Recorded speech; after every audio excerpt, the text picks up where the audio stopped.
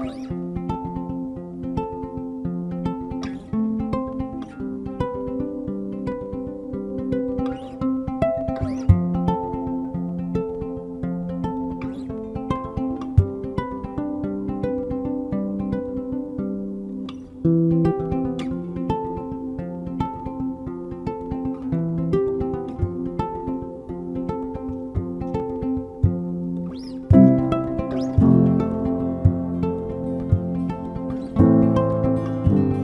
everybody and welcome to the Good Day Matrix. My name is Daz and I am here today with Miriam Wood and I'm very, very excited. Miriam studied at the University of Auckland and is a registered psychologist with specialised training in health psychology, and I can't wait to share, well, for Miriam to share what that is, because when she told me my mind was blown. She's a mother of 2 young boys and in her own words is a lady who's in charge of her own calendar, which I respect greatly. So I think that can already inspire a lot of people to not be dictated to by other people putting things in your calendar. So welcome and thank you so much for having us here in your home today. Oh, it's a pleasure to have you here. I'm going to leap straight in. Tell us about health psychology and the mental toll that physical injuries can have on people. Yeah, so health psychology started basically out of a whole lot of research looking at the interaction between kind of stress and our immune response and kind of our mental well-being and illness, and questions like why do teachers always get sick in the school holidays? What's going on? Why do we sometimes fall prey to illnesses when pressure comes off us, and kind of trying to understand that mind, body, stress, health interaction. So that's kind of where the field started, and there was a whole lot of academic research looking at the different factors that influence our immune system, the role that stress might play, and also kind of the emotional fallout that comes when we have illness as well. And so that's kind of the background of health psychology. So my training, as you said, was at Auckland University, so it's in part of the medical and health sciences faculty, and it really is looking at that mind-body interaction. And often health psychologists work in physical health settings, and we know that when people have something wrong with their physical health, there's often a big fallout that goes along with that, and that can be in the things that people can do or the way that they feel, the emotional impact. It might also just be kind of the drudgery of having an illness or a chronic condition, which often there's things like having to take medication every day, and we know that evidence is that around 50% or even up to 70% of people prescribed medication won't take it in the way that it's been prescribed. It looks like a familiar kind of, and I think we encounter this in our lives, and we probably encounter it in ourselves as well. And so health psychology, the whole field, we're interested in how do we bring about positive behaviour change, how do we help people manage the impact of illness, how do we also mitigate the negative effects of stress and, kind of prevent illness as well. So it's kind of in a nutshell. That is a very big nutshell. It's very cool though. Yeah, it's such an interesting field. Like, I love it because it combines a lot of the science, a lot of kind of the medicine, the physical health, but also the psychological well-being. And then actually it's just really practical as well. It's kind of focused on what can we do, which I'm a bit of a doer and like the practical strategies. And I remember when we talked as well, you said like at the hospital where you did all of the training, and the majority of that work initially is you all work hand in hand, so the doctors don't work separately. You're actually a team who are putting the puzzle together from all of these different lenses, which is pretty powerful. It's from a holistic point of view. Yeah, it's really cool. So I did a lot of work. So after I qualified as a health psychologist, so over a decade ago, and I worked actually in a chronic pain service, but then I worked at Middlemore for probably almost a decade, and I worked in the National Burn Centre, so I was part of the team. There were doctors and nurses and physios and OTs and a psychologist, and all working together. And then similarly I've worked in other health services like cardiology as well, and rheumatology, a range in cancer, a range of physical health services. And it's really cool when health kind of moves to understanding the whole person as well. And I think that's where health psychology often gets out in a medical team and kind of advocates for the whole person. Yeah. So I'm going to move us into COVID, and it's not my favourite topic in the world at the moment. I could do without hearing that word every day, but it is something that we have to pay attention to, and it is something we need to understand. Changed our world. Yeah, So. and long COVID is something that's really affecting a lot of humans in Aotearoa and in the world. And what we're constantly hearing the message of is, if you get COVID, slow down, take the break, pace yourself, take it easy. And for Kiwis particularly, we don't take that message very well, and we do continue to push ourselves. But what are some of the things that people can do to support themselves to A, prevent long COVID symptoms, or B, if they do get long COVID, what are the things that they need to be thinking about for themselves? Yeah, it's really interesting. And I think, firstly, I'll say it's a pretty new field. Yeah. So I'm not an expert in long COVID, but I don't know that we've got many experts yet. So, but I have done a bit of research around kind of other conditions that are potentially similar, the kind of post-viral fatigue that people experience, often chronic fatigue, that might start after a virus, and what are the factors that influence, and what can we do to change things. And I think, as you say, that kind of listening to your body, making sure that you don't push yourself too hard is really important. And at the same time, and it's a really fine balance, not doing nothing.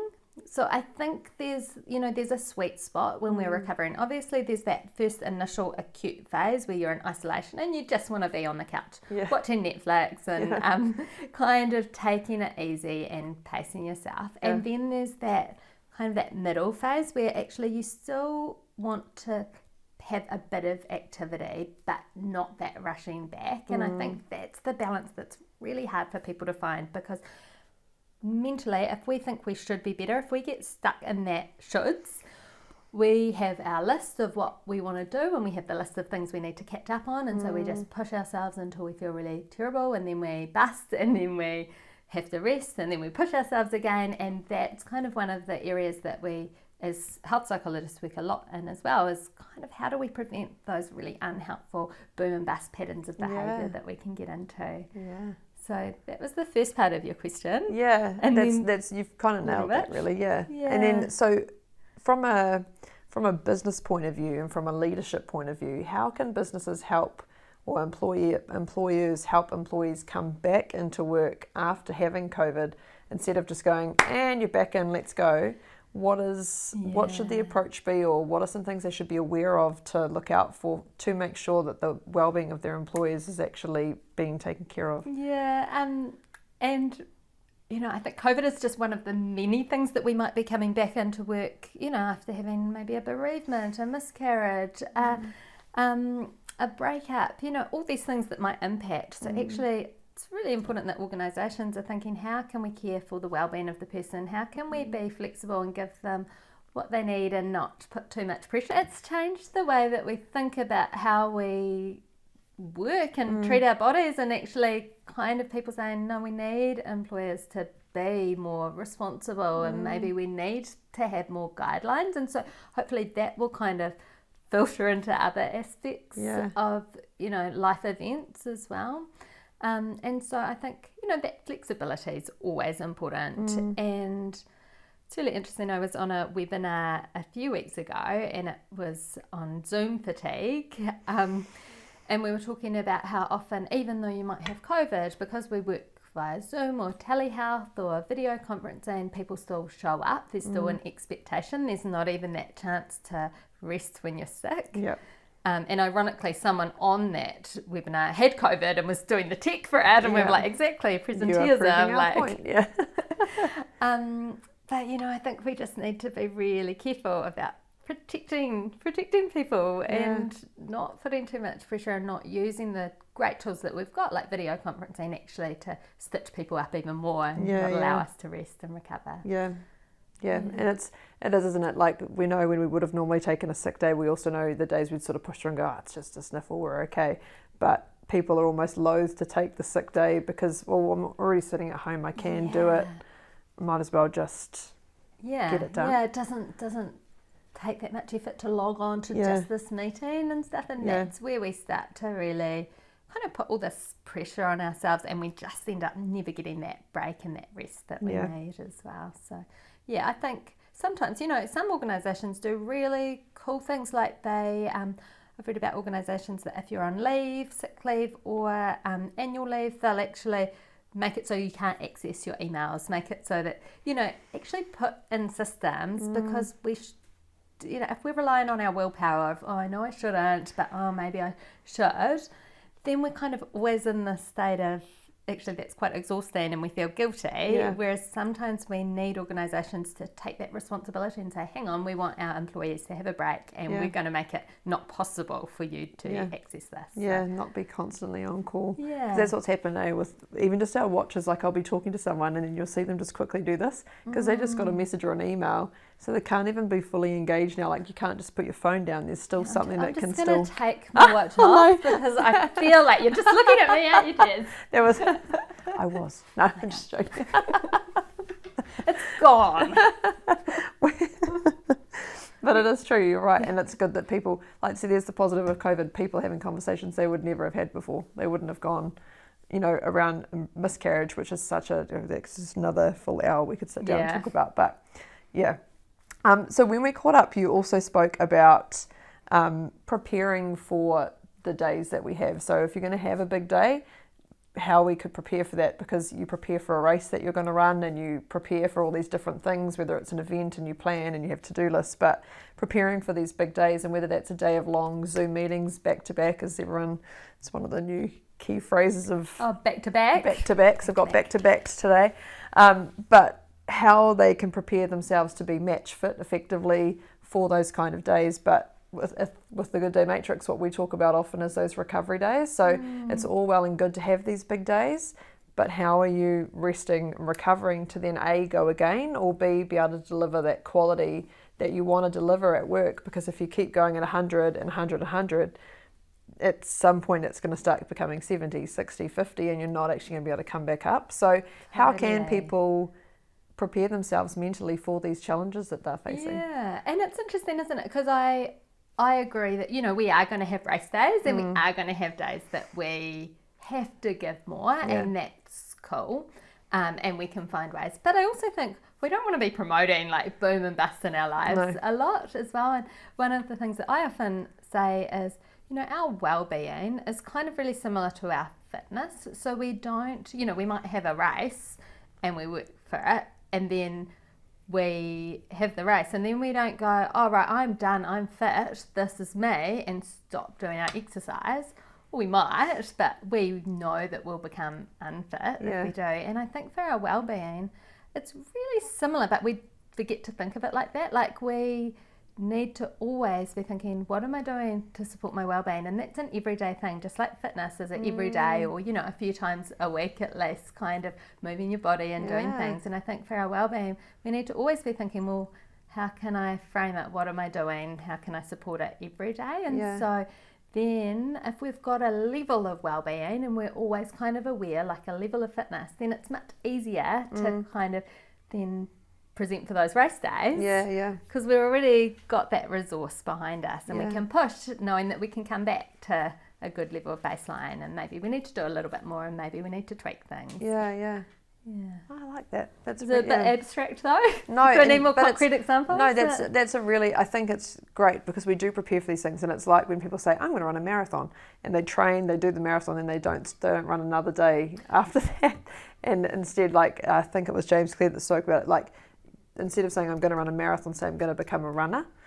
So that then it's not a finite goal and you stop that. There's it doesn't necessarily have to be a pinnacle event that you're training towards. You're building this in as a part of like the identity of who you are. Yeah, which is cool. And I think different people work in different ways. So some people are really motivated by a race, and that's awesome. Yeah, I'm not. So I feel like I think I'm going to move my body, and that's enough for me. Yeah. I'm not into a competition. I used to be. Did you? A long time ago, not anymore. Was running your thing? Running was my thing for a long time when I was a kid. Till I was about 13, and then everyone started doing weights and stuff in the gym, took it way too seriously. I was like, this is not me anymore. I did it more for the joy. Yeah. when we caught up, you spoke that no matter who we are, no matter how old we are, no matter what life stage we're in, that all of us will need help at some point in our lives. And no, we're not very good at asking for it half of the time. But how can people prioritise themselves when the stress comes on? Yeah, it's a really tricky balance, isn't it? And one of the things, and I give a talk on this actually, and I say, what do you do when you're stressed? And I get people to think about what do they do if they're feeling stressed. So let's think about you, Des. What do you do when you're feeling stressed? In the physical sense, like what Everything. I feel or anything? Or I get tense. Yeah, you get tense. I grit my back teeth. Yeah. Oh, locked down here. Yeah. I start to overthink terribly. Yeah. When I'm stressed. And then everything feels far too big. Like I don't know where to start because then I get a bit overwhelmed. At shivers, there's so much to do. I don't even know. Yeah. Yeah. Yeah. And what if you, say if I said, hey Daz, in a week I want you to come back to catch up with me, but in that week I want you to try and make your wellbeing worse. What would you do? Worse? Yeah, if you had a week to make your wellbeing worse. I wouldn't ride my bike every day. Okay. I wouldn't spend time with my kids. Yeah. That's a balance. Well-being worse. Yeah. Maybe shut away laugh. people. Okay, stop laughing, shut away people. Yeah. Stop moving. biking, Yeah. stop moving. Yeah. Would you do anything with your thoughts? I suppose I'd let them sit there, wouldn't I? Let If them I was sit being, there? if I was being worked, like, instead of trying to move through them, you'd just ruminate in this Yeah, so go over and over. negativity. Yeah, so kind of cultivate that. Yeah, and would you do anything kind of to make your body feel worse? Oh, eat rubbish. Eat rubbish. I do that basically every day. Oh, No, not no that bad. judgment. But Okay, so thinking about if in a week's time we wanted to catch up and your wellbeing was worse, you'd stop hanging out with your family.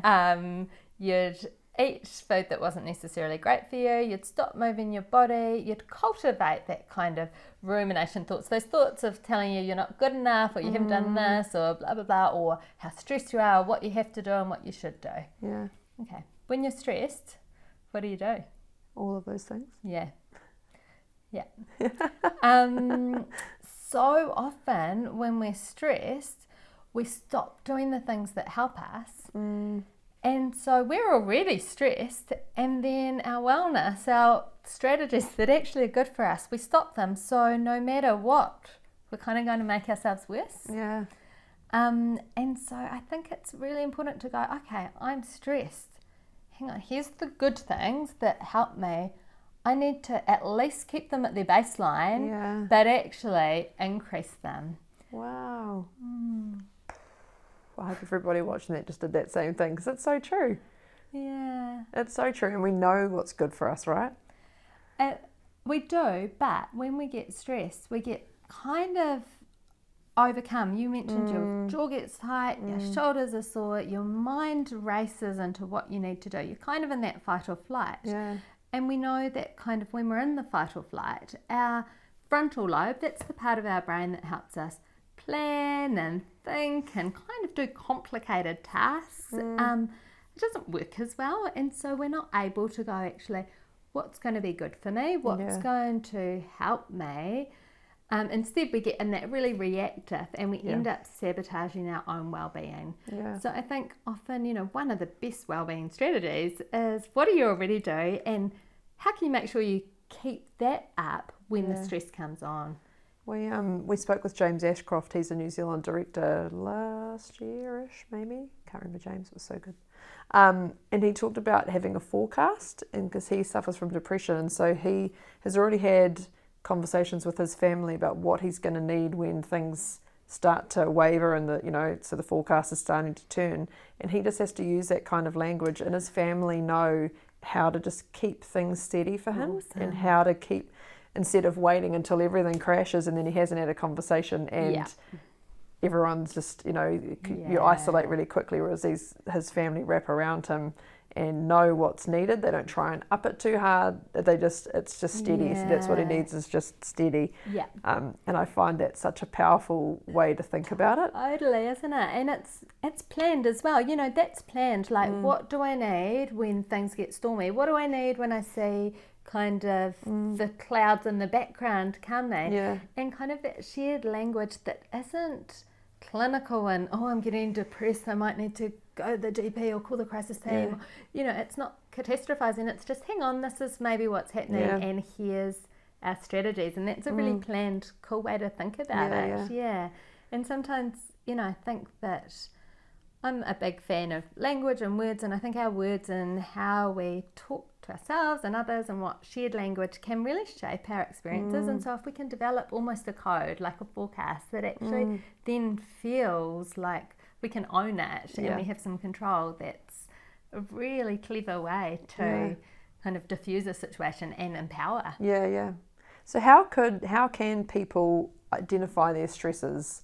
Because again, if we are already in the hole and we're already stressed, it's pretty hard to dig ourselves out, and it's probably hard to find what actually was the trigger point to getting there. There's probably lots of things happening to get you there, but how can people start to try to identify those stresses in their life? Yeah, I mean, I think if most people actually, if you ask them, if you actually sit down, often we're like in this overwhelm and we don't know, but most people, if you sit down and kind of ask them to write a list, they could produce it. It's around kind of actually stopping and taking that time to reflect. And my tip would be that if you don't know what your stresses are, ask someone you live with, because they probably will know, or someone you're close to. Or if you don't know what your stress behaviours are, like you're often what I call almost your early warning signs of kind of getting into that hole.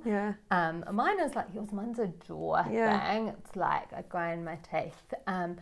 And my husband would say, you know, I often flap my hands a little bit more when I'm getting like a little bit more worked up, or there's kind of certain little things. But often, if you don't know what yours are, the people you live with or your be able family to be might like, be able I'll tell you. And they'll happily sit down and launch into I don't know what day. stresses me. Well, I'll tell you what stresses you.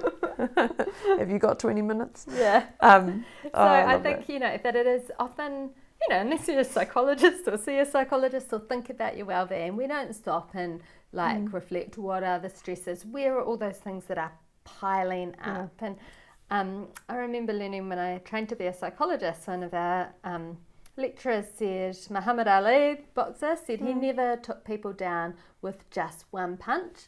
It was always a combo. And I often think it's the same when it comes to kind of stressful life events, or whether it is kind of the things that tip us into a depression or an anxiety episode.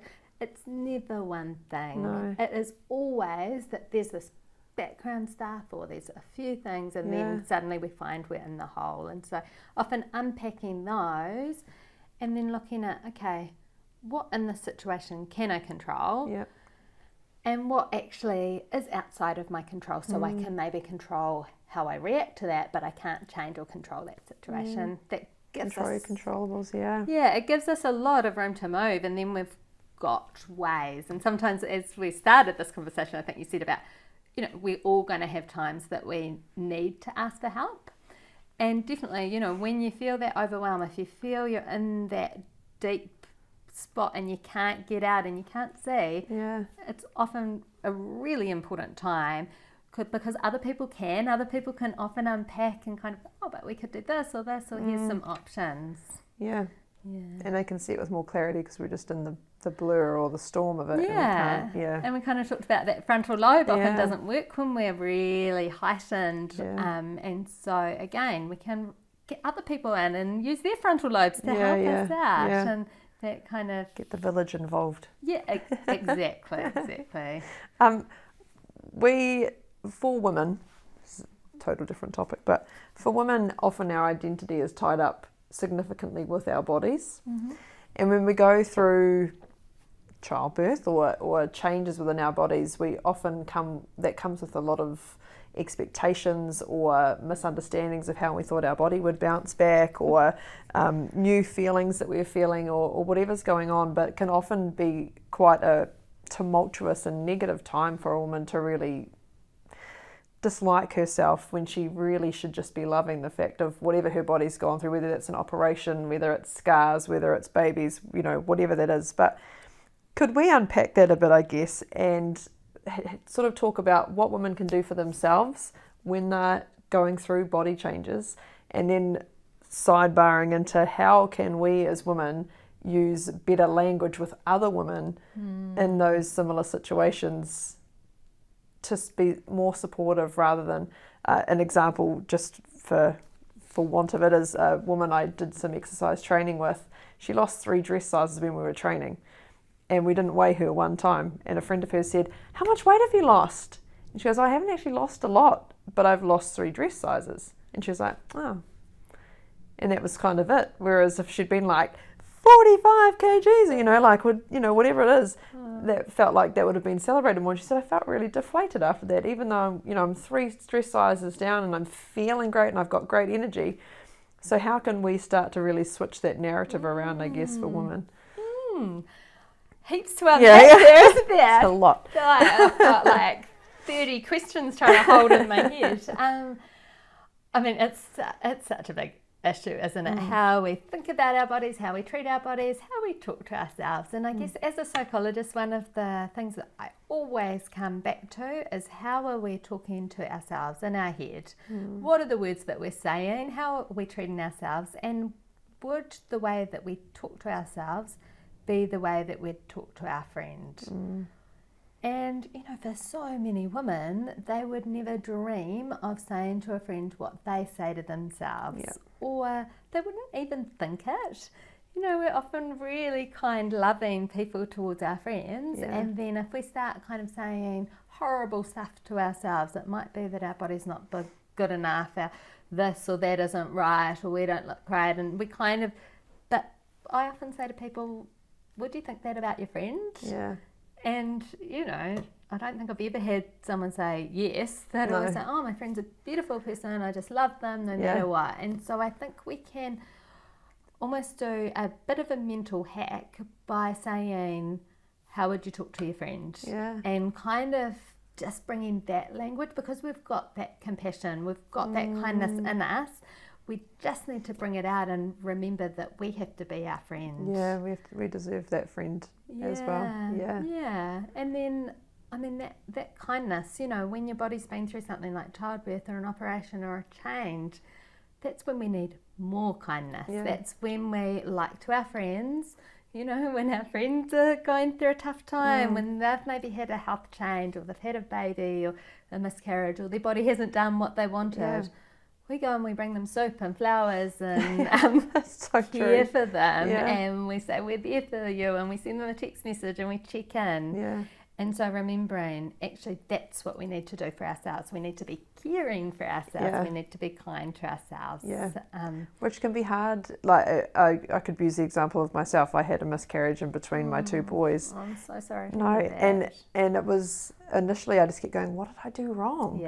And it wasn't a punishment thing. I never was like, oh, well, I shouldn't have done this and it's my fault. But at the same time, well, who else's fault was it? Was where I was thinking. I was like, well, what did I do wrong? But now I understand so much more about it. And I went and had a blood test at 7 o'clock one morning, and the lady took my bloods and she was like, "Oh, so what are you here for today?" And I said, "Oh, they believe I'm going to miscarry. My levels haven't been coming up.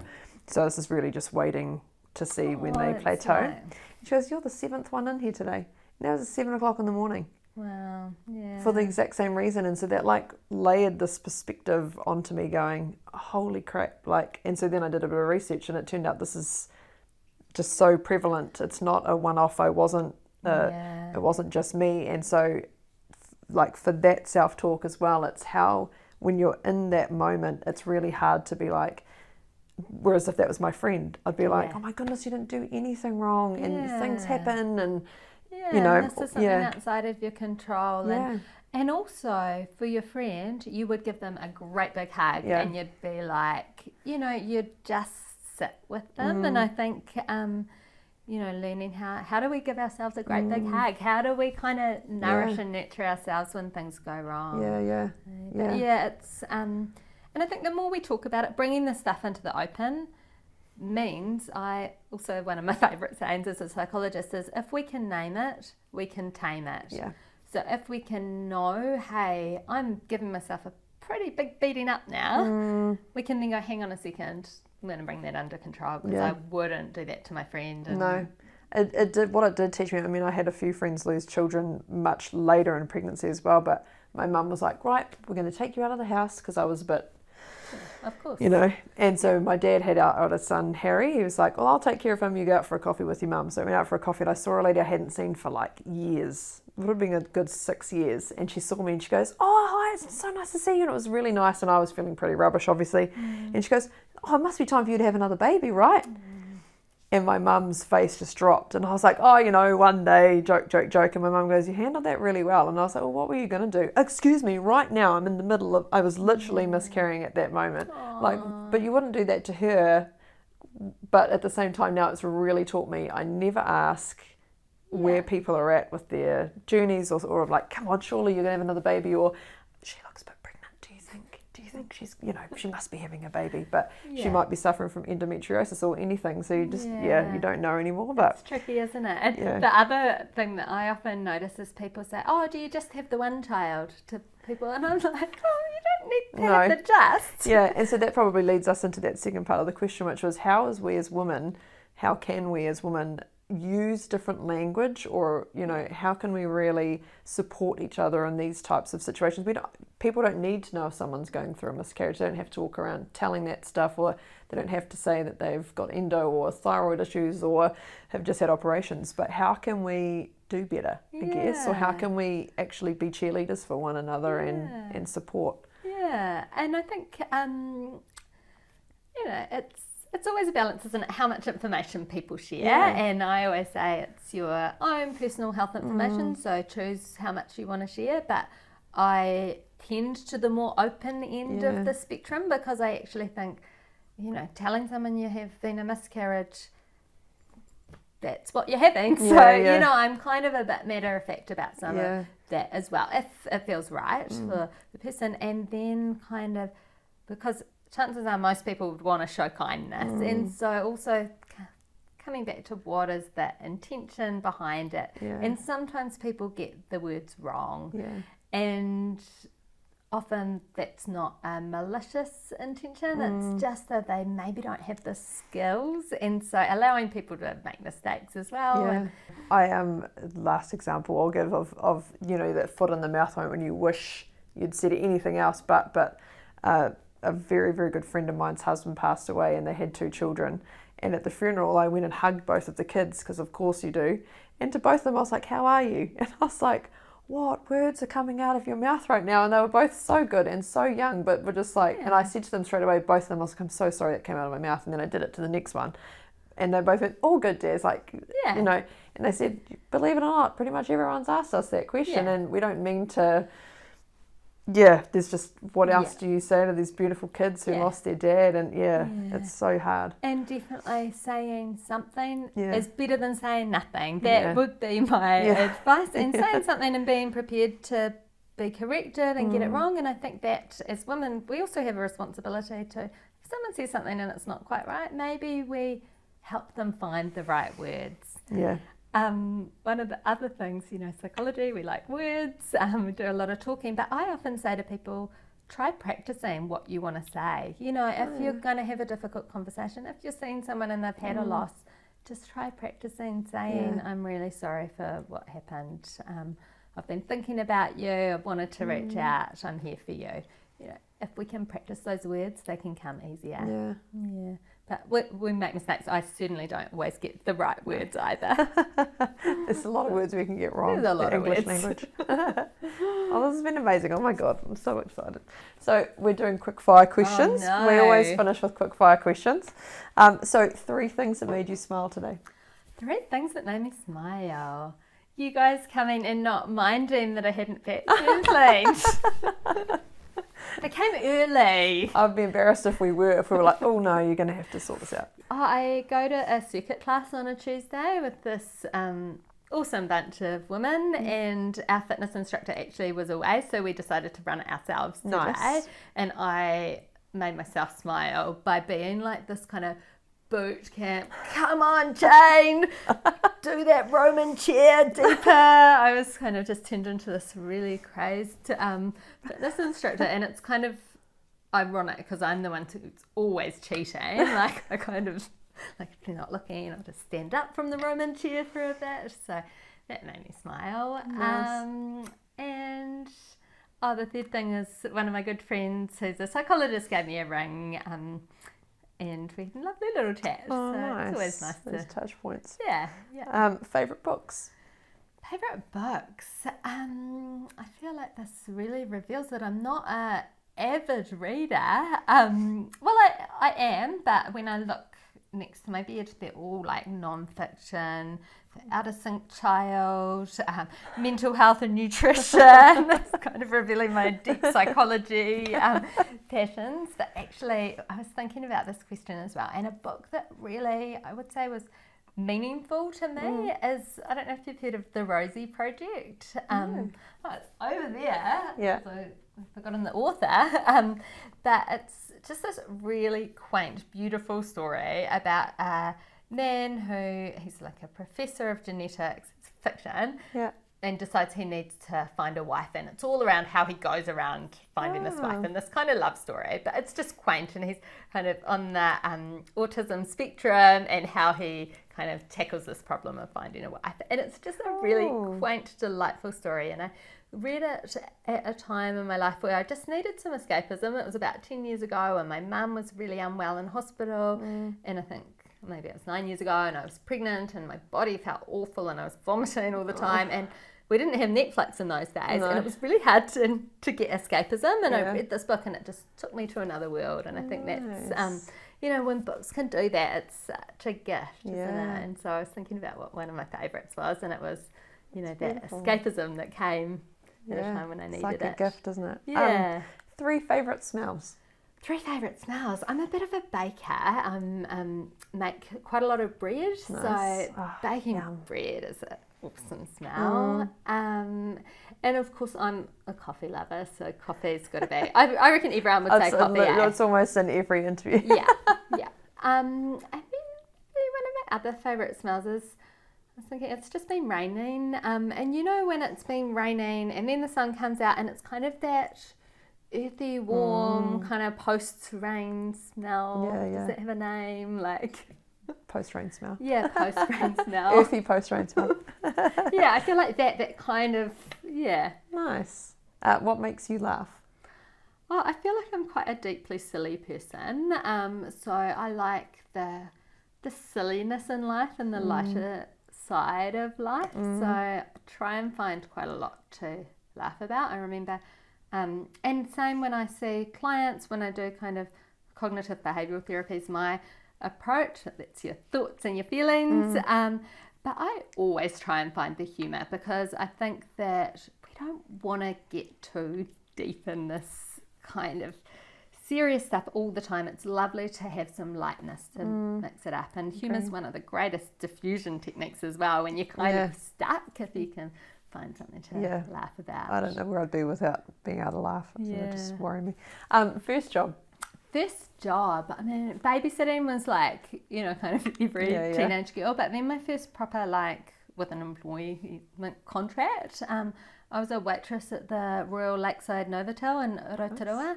I was outstandingly bad. Like, I remember probably on my first night, a tray full of champagne floats just flipped over a man. Like, and that was quite commonplace, and also breaking things. It was just, it was not my forte. You would have learnt some great resilience. That's happened to my husband twice. Oh, has He's had a tray, someone's taken the glass off, and the whole lot's landed on the same restaurant in Hamilton. It's quite a skill. Like, it's actually, and I think, you just get plunged in as a probably 17, 18-year-old, and I didn't have strong wrists, I think. Oh, no, I wouldn't want to. It's a hard gig. Like, hats off to the waitresses and waiters. See, that's a barrel one. Yeah. Shout out. Go to pick-me-up songs that lift your soul.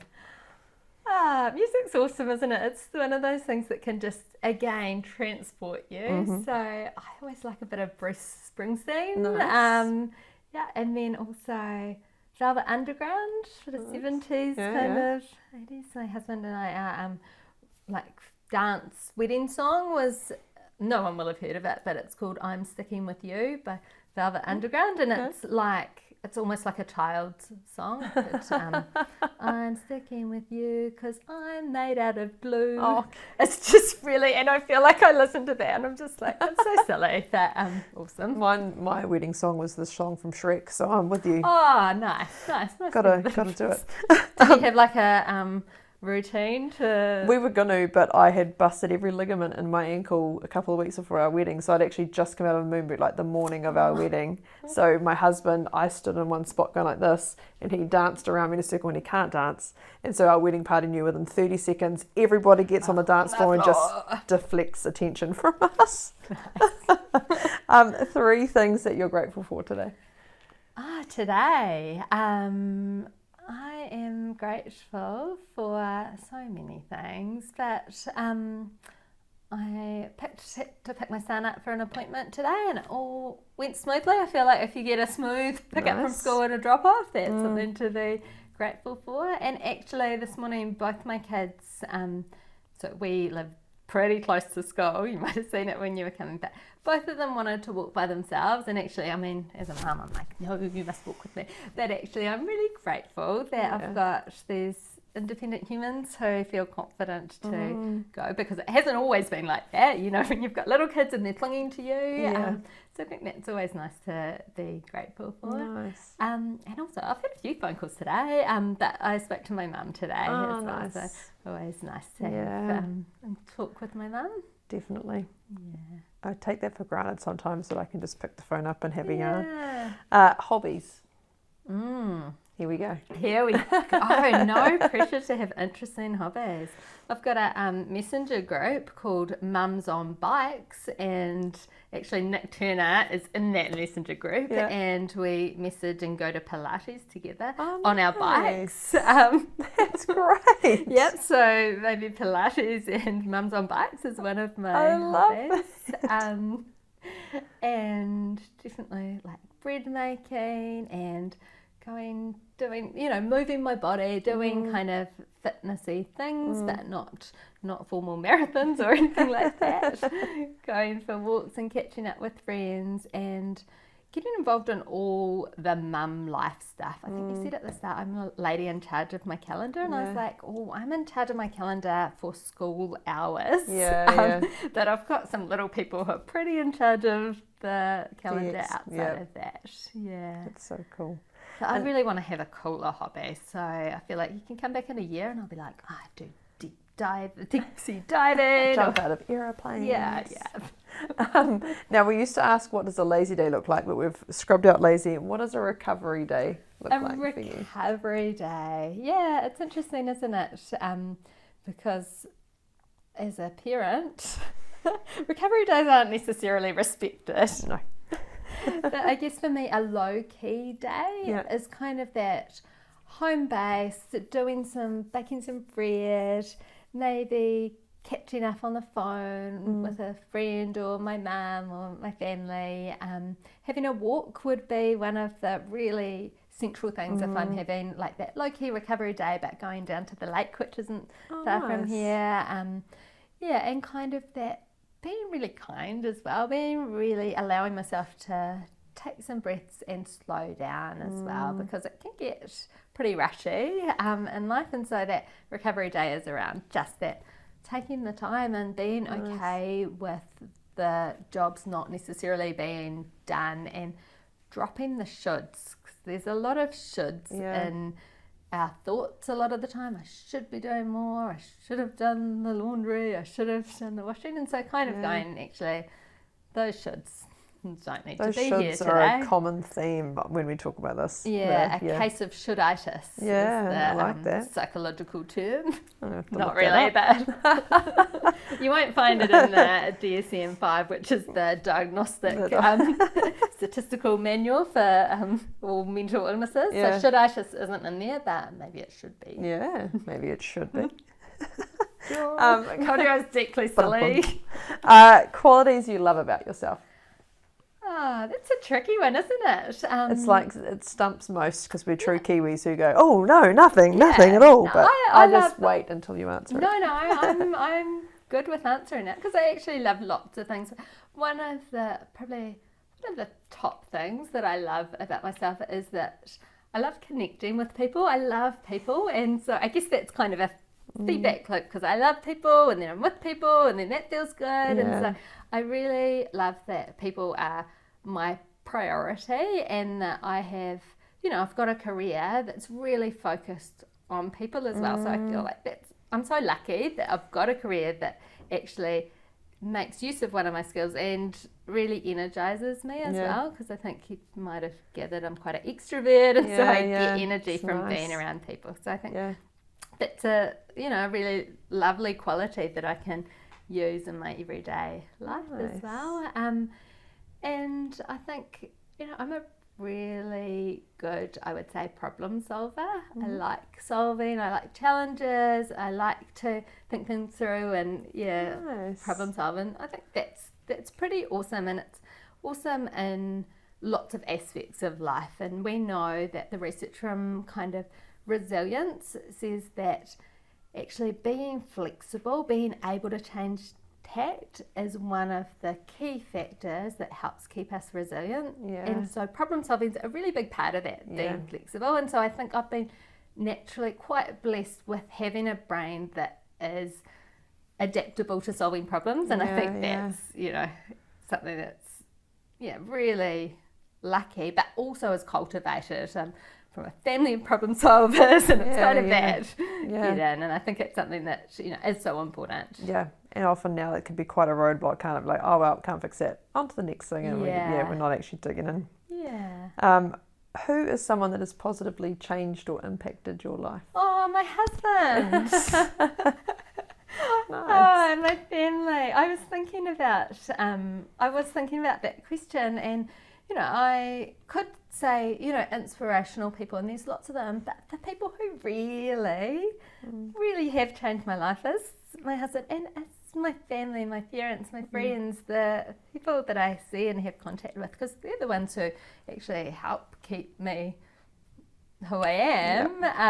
And that's why I keep doing what I'm doing, and give me that inspiration. So I think and it's so cool because I've got so many awesome people in my life. Something to be especially grateful for. Isn't it? Do you have any family traditions throughout the year that you do as a family?